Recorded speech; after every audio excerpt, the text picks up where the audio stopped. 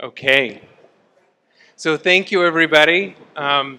It's been such a good day together. Thank you for being present for it, for taking the time, for the really great conversation. I just want to end with some really important recognition and thank you. The first person that I want to thank and that I want us all to thank is Cara.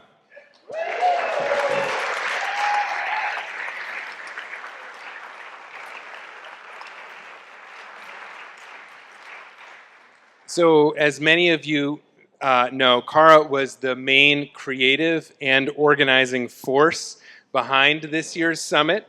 The new, more interactive agenda was largely the result of Cara's really intentional, in-depth research and intentional design.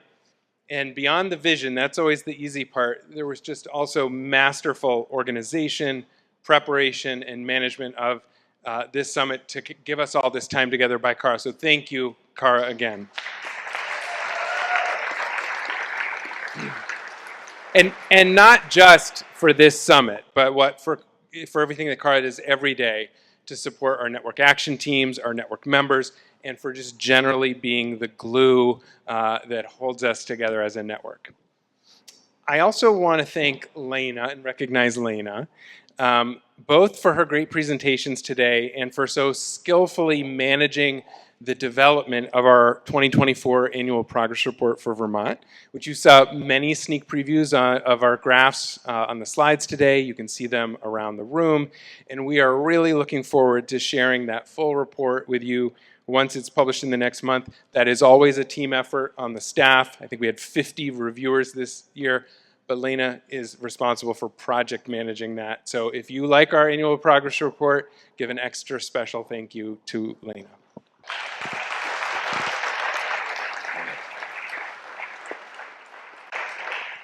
So I know that I personally feel incredibly fortunate to get to work, have the privilege to work with Cara and Lena each day, and I think that we are all so fortunate to benefit from their skill and dedication and great work. So thank you to Cara and Lena. I also want to thank our board of directors, who is really helpful in thinking through, gave great feedback on the design of this summit, is always an incredibly supportive sounding board, strategic partner. So I just want to invite the members of EAN's board of directors, if you're comfortable, able to do so, please just stand so that we can recognize you. So I don't know if everybody knows who's on EAN's board of directors and advisors. Please just stand up so we can thank you briefly.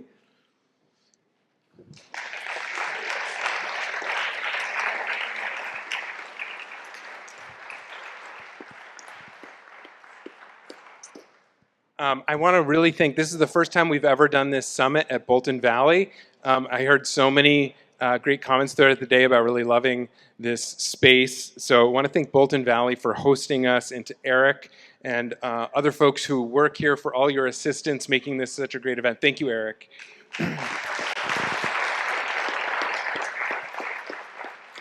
I want to thank Evelyn Seidner, who is over on this side of the building. Many of you know Evelyn as one of EAN's two amazing summer interns, but Evelyn volunteered today to help us with registration and timekeeping.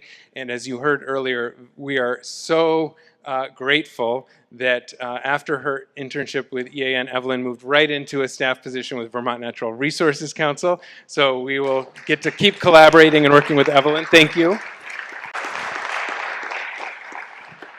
I want to thank Bob the Green Guy Farnham, who is just a great friend of EAN and just generally the climate and environmental and energy movements in Vermont. I think each of the last 7-8 years has filmed this event and always is really generous with his time and skill and expertise. So thank you, Bob, for everything you do.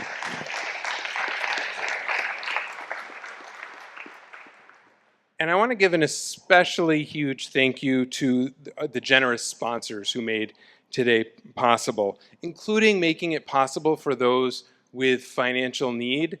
Some of you saw that we don't want money to be a barrier to engaging and participating in this network, so there are options for half-price codes or free codes. And the reason that we're able to do that, I mean, if anybody's able to, we of course appreciate that full payment. But in order to make it possible to have those half-price codes, those free codes, we rely on the generosity of sponsors. So I really want to recognize and thank Green Mountain Power. I see Candace here. I know Liz is here. VGS, Dylan and Neil. I'm going to have to stop saying the names associated. And Morgan, sorry, because it'll be a really long list. But Velco, Efficiency Vermont, VIPSA, Eastrise Credit Union. Is it okay, Rob, to say Eastrise Credit Union officially now? Burlington Electric Department, Vermont Electric Co-op, Energy Co-op of Vermont, Stowe Electric Department, Conservation Law Foundation, Vermont Energy Education Program, VPIRG, Vermont Natural Resources Council, and the Vermont Council on Rural Development. I really hope I didn't miss anybody. If I did, please let me know so you can be recognized as well. We really appreciate your sponsorship.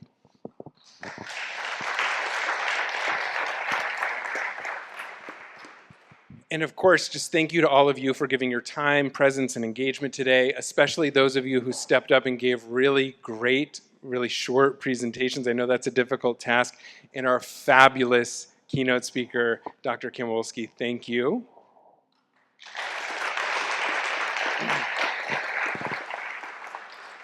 So at this point, I'm going to hand the mic to Linda McGinnis, who asked if she could have some time to share something. Oh. Lurking behind. I just wanted to share with you a piece of really, really exciting news for someone who we really all adore and respect, and that is that Jared, this year, the EAN board decided to send in an application for Jared to receive the Con Hogan Award.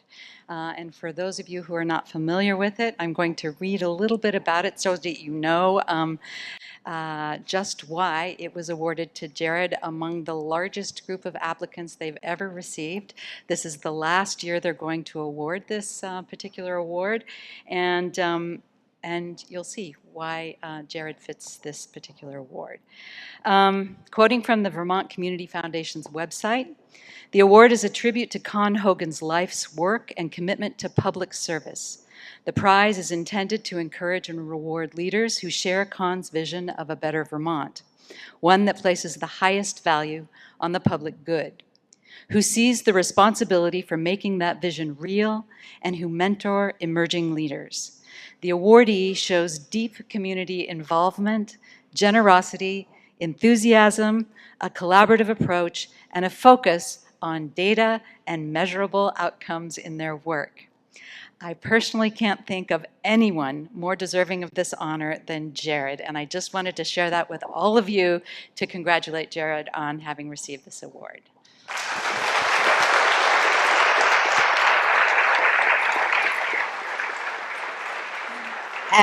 As a small addendum, I wanted to invite all of you to attend the awards ceremony, anybody who can make it, which will take place October 9th at the State House. What time is it going to be? 4:30, at 4:30. Tickets are free, and there will be good food, great music, and Jared speaking along with a few others. This award will acknowledge his remarkable work, but also the incredible appreciation of the work of the whole network, because as Ellen, I think, said earlier, Jared is part of the team of glue that allows all of this work to happen. And so as many of you who could show up as possible would be a reflection of just how important that glue is to all of us. And finally, I wanted to say that I don't think it's a coincidence that the first Con Hogan Award was awarded to Ellen Kaler, who I don't know if she's still here. I think I saw her briefly, and that Jared is the 10th and final recipient. And both have had an immense privilege of serving and helping all of you. So just wanted to make that little announcement. With that, I'll give it back to Jared for final remarks. Thank you, Linda. I just want to say it was surprising, it was incredibly humbling, and a huge honor just seeing, as I've learned more about Con Hogan and his work, and the previous recipients. I would say my only regret is that they have announced that it is the last year of the award, unfortunately, because as soon as I looked at the criteria, I could think of easily 10 folks that I wanted to nominate who also fit the criteria. And I want to be really clear that building on what Linda said, I see this less of an individual recognition and more of a reflection, an affirmation of the value of the work that we all do together, the recognition of EAN's work for the state of Vermont. One of the things that I find particularly powerful about it is that I feel like folks in the energy and climate community know and value EAN's work. I feel confident about that. But to have it reflected by a selection committee that's working in health and human services and education and saying, Vermont's energy and climate future is really important, and we need to elevate that. That was very moving. And I think, regarding what Linda said about Ellen, systems thinking, dedicated collaboration, strategic interventions, these are key proven elements of affecting positive change, and they're what collective impact networks like us do best. And so there's an element of this where people like Ellen and I are just fortunate to be in the position to get to work with you all in that model to help try to make a positive impact. So I want to be really clear. The reason that I was able to be recognized with this award is because of the work that we have done together. And it would not have been possible for really generous contributions from EAN staff and network members. It's a real team effort. So I just want to share with all of you how I plan to use the award. So the award comes with a $15,000 grant that the awardee can use however they want. And so I am going to use that as a match, as a challenge, to try to identify, to go to EAN, but to try to identify additional funding support for EAN's work. So coming right back to EAN and our work together. And so here's why. I know I have never shared fundraising information with the network at a summit before, but I just want to give folks a peek at just a very straightforward view of some of the challenges and opportunities we're facing.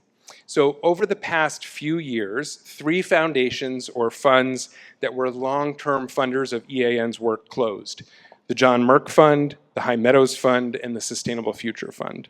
A 4th, the Garfield Foundation, ended its Collaborative Networks program. Collectively, that led to the loss of about $165,000 in annual funding to support EAN's work on behalf of Vermont, both as an organization and as a network. And that's far too big of a hit to absorb without finding the next generation of champions for our collaborative work together. As I said, in the last 7.5 years, I've never mentioned fundraising at an EAN summit because I've wanted the focus to be on our work together. But because the most important thing to me is our continued and sustainable work together, I feel the need to mention this emerging funding gap to you now. So I just want to ask, no pressure, but if you know a foundation or a philanthropist with means and vision, I hope you will share the power of EAN's work with them. If you or someone you know can help sustain EAN's vital work for the future, please let me know. I'd love to have a conversation and help have the Con Hogan Award match additional and new contributions to EAN. Whether one cares about high-quality research and analysis to ground and inform Vermont's energy and climate conversation, or energy and climate progress, evidence-based policy conversations, the importance of an independent organization to ensure truth-telling and accountability, supporting multi-stakeholder collaboration, innovative development of new programs and policy ideas, a more equitable energy future, or any other aspect of the work that we do, EAN is at a point in time where we need more people with resources to step up and seize the opportunity to invest in our shared work together to achieve a more sustainable financial footing for our second decade of work together. So thank you for allowing me to share that with you. Now, with that taken care of, I am excited to pivot to the highlight of this closing.